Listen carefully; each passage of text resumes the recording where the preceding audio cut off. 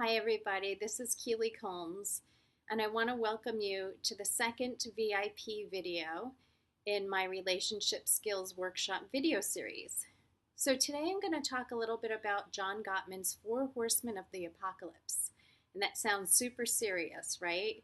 And they are pretty serious because they can really spell doom and disaster for relationships. So there are four of these horsemen that he has identified. The first one is criticism. And criticism is when we are upset with our partner and we tell them something about themselves that actually is kind of a global personality assassination. This is something we do not want to do to our partners. And usually if we do it, the conversation's not going to go well. So the antidote to criticism is complaints.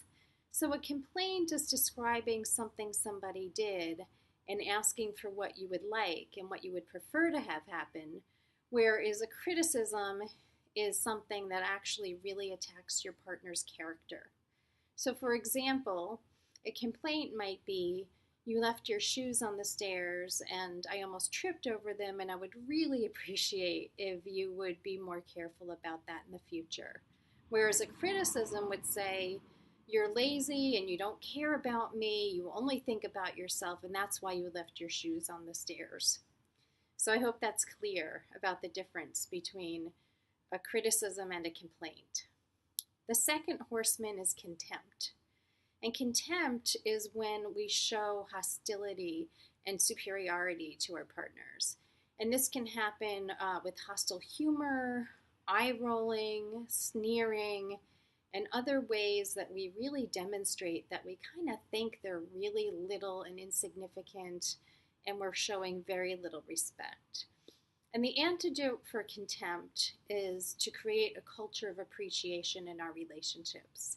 So what we really want to be doing is really showing our partners that we care about them, that we appreciate the things that they do, and we want to really catch ourselves when we're being sarcastic or conveying these very small either signs or verbal gestures that show contempt.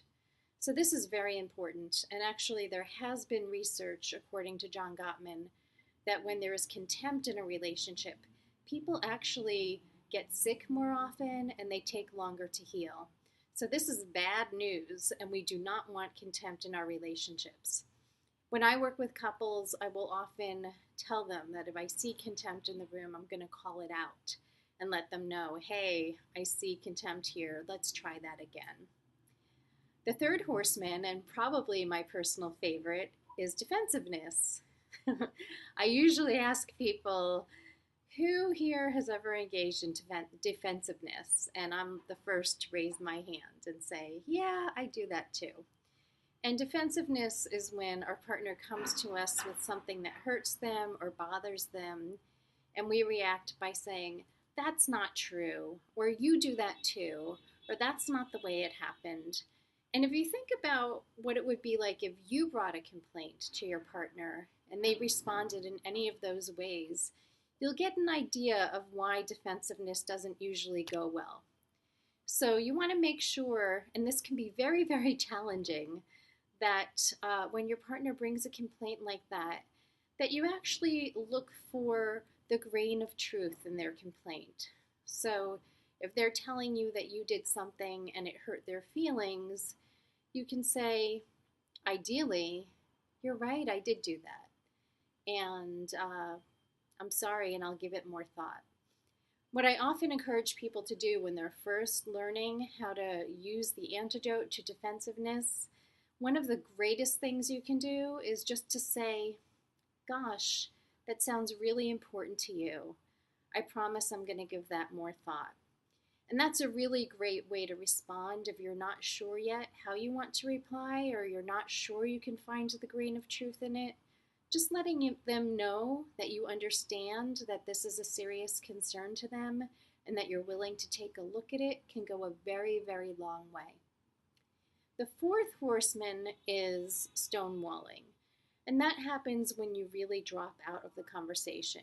You can get silent, you can become non-responsive, maybe you look away, And this usually happens when people are flooded and overwhelmed, and they can just no longer really engage in the conversation. So when I'm working with couples and relationship partners, and one of them is engaging in stonewalling, usually the first thing I want to do is check in and see if flooding is happening. And that's usually when someone has become so shut down. But before that, maybe their heart rate is accelerated and they're in fight or flight mode. And that's a time when it can be very important to take a 20-minute break from the conversation and take a time out. And if you notice that this is something your partner does, one of the great things is that I will teach you, and the Gottmans teach people, how to recognize it in your partner and even ask them, do we need to take a time out? Which can be very hard when you're fully engaged in the conversation and you're raring to go and you know what you want to say. So that's a little brief introduction to the 4 Horsemen of the Apocalypse. In my workshop, we'll be taking some more time to actually unpack the 4 Horsemen, examine the different ways that some of you might actually be employing them, and developing an action plan for extinguishing them from your relationship, which will really help bring some more harmony into your love and your life. So I hope that was helpful, and I hope you'll follow me next week for more relationship skills.